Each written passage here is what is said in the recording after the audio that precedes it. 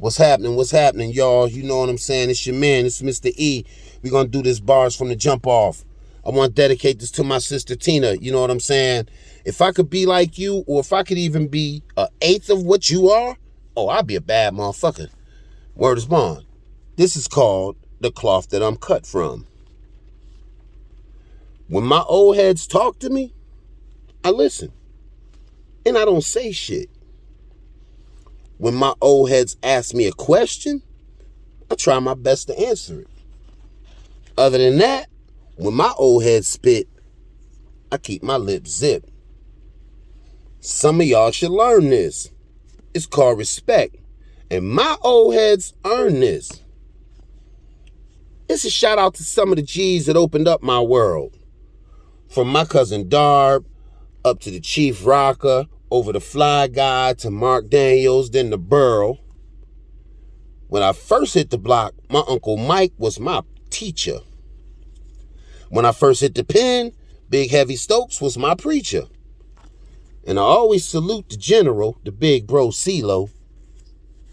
Money Moose was the first person that gave me a shot to get it. The Rock was the first person that made me say, damn boy, you gotta really spit it. And rest in peace to the guru Tanzor Miss that's below.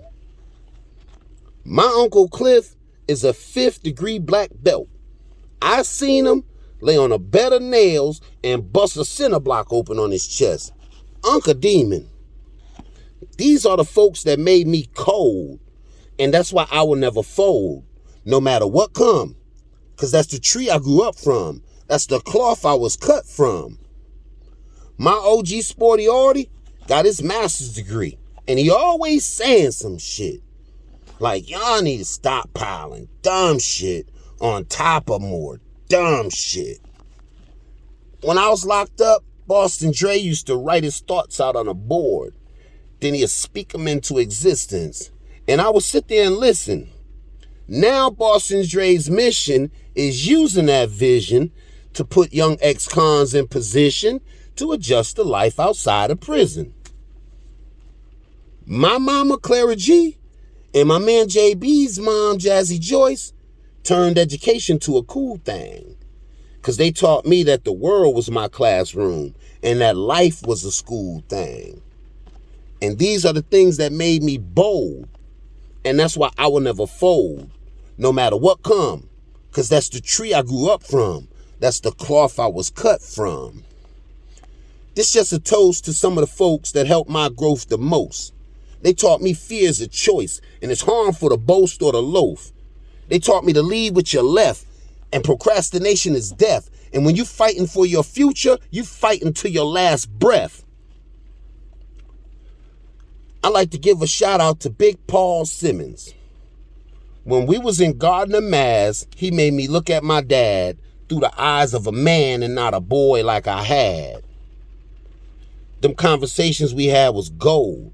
And that's why I will never fold, no matter what come. Because that's the tree I grew up from. That's the cloth I was cut from.